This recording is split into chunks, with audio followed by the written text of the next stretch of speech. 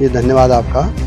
Sir, उपचुनाव हो रहा है और पहले तो ये बताइए कि ये बेमौसमी चुनाव किस तरह से देख पा रहे हैं, क्या एक्सेप्ट कर पा रहे हैं लोग इस चुनाव को? देखिए, चुनाव जो है विकास के नाम का चुनाव है, क्योंकि बद्रीनाथ विधानसभा के लोग ये चाहते हैं कि मोदी जी के नेतृत्व में, धामी जी के नेतृत्व में, महेंद्र भट्ट जी के नेतृत्व में, अनिल बलूनी जी के नेतृत्व में यहाँ का चौमुखी विकास अगर कोई करेगा तो राजेंद्र भंडारी करेगा।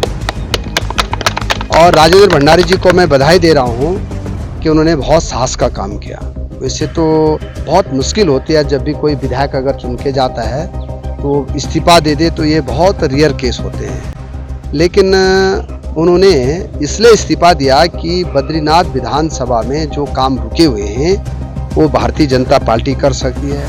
और मैं कह सकता हूं कि लोगों का भी अब मन बन गया है कि लोग बीजेपी का साथ देना चाहते हैं, भंडारी जी का साथ देना चाहते हैं, और विकास के नाम पे लोग चाहते हैं कि हमारे क्षेत्र का विकास तभी होगा जब हम राजेंद्र भंडारी को जो है भारतीय जनता पार्टी के कमल पे मोहर लगाएंगे।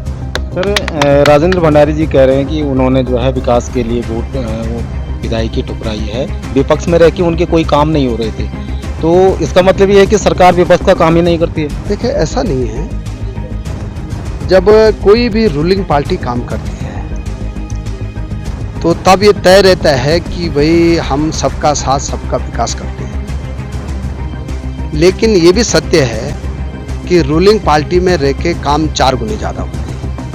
ये भी सत्य है कि जब कोई डबल इंजन की सरकार काम करती है, आप देखिए मोदी जी के नेतृत्व में 18 से ज़्यादा प्रदेशों में भारतीय जनता पार्टी की सरकार है। तो कई लोग जो है इसलिए आ रहे हैं कि उनको अपना भविष्य भी बीजेपी में अच्छा लगता है, उनको लगता है कि क्षेत्र का विकास भी तभी होगा, और क्षेत्र के लोगों को भी लगता है कि मोदी जी के नेतृत्व में और बीजेपी के नेतृत्व में क्षेत्र का विकास अच्छा हो सकता है। सर, आप कह रहे हैं कि डबल इंजन में 4 गुना काम अच्छा होता है। इससे पहले महेंद्र भट्ट जी इस क्षेत्र से लोगों ने दूसरा इंजन लगाया था, लेकिन नौल नैली वाली सड़क आज भी 10 साल से ज़्यादा हो गए हैं, डामरीकरण नहीं हुए।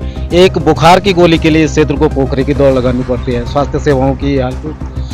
देखिए, ऐसा है कि 20 साल से एएनएम की भर्ती नहीं हो पाई थी, एक्सरे टेक्नीशियन की भर्ती नहीं हो पाई थी, हमारे नर्सिंग स्टाफ की भर्ती नहीं हो पाई थी। जब मैं स्वास्थ्य मंत्री बना और बीजेपी की सरकार आई तो मैंने सारे वर्षवार लगाने का निर्णय किया। आज हम 3000 नर्सों को नौकरी दे रहे हैं, हम 1500 एएनएम को नौकरी दे रहे हैं, हम लैब टेक्नीशियन लगा रहे हैं, एक्सरे टेक्नीशियन लगा रहे हैं। आज हमारे उत्तराखंड में एमबीबीएस डॉक्टरों की अब कहीं कमी नहीं है।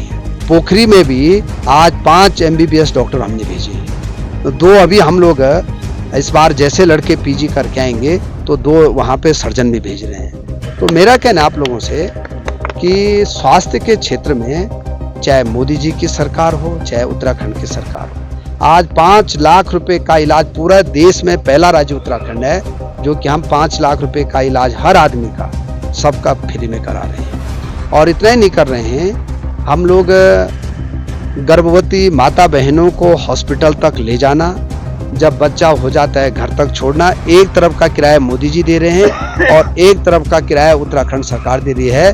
किसी को जो है कोई दिक्कत नहीं होती है। हमने 108 लगा रखे, खुशियों की सवारी लगा रखी, 272 जांचें हम फ्री करा रहे हैं। हम लोग ये चाहते हैं कि लोग स्वास्थ्य और शिक्षा के लिए ना देहरादून जाना पड़े, ना उनको श्रीनगर जाना पड़े। हमारे पोखरी में ही हम इतनी सुविधाएं दे दें कि लोगों का सब वहाँ पे इलाज हो सके। अल्ट्रासाउंड के लिए तो यहाँ की महिलाओं को रुद्रप्रयाग और श्रीनगर की दौड़ लगानी। मैं यही कह रहा हूँ कि अब जैसे डबल इंजन की सरकार यहाँ बनेगी, अब अल्ट्रासाउंड की व्यवस्था यही हो जाएगी, आपको श्रीनगर जाने की जरूरत नहीं पड़ेगी। सर, बहुत सारे इंटर कॉलेज हैं जहाँ पे शिक्षकों की बहुत कमी। इसी क्षेत्र में गोदली एक इंटर कॉलेज है। मैं यहाँ लगभग 15 दिन से घूम रहा हूँ और चमोली जिले में लगभग 350 टीचरों की कमी है। मैंने आपको कह दिया है कि 4000 नियुक्तियां हमने प्राइमरी में निकाल रखी, 1500 नियुक्तियां हमने हाई स्कूल में निकाल रखी, 1000 नियुक्तियां हमने जो है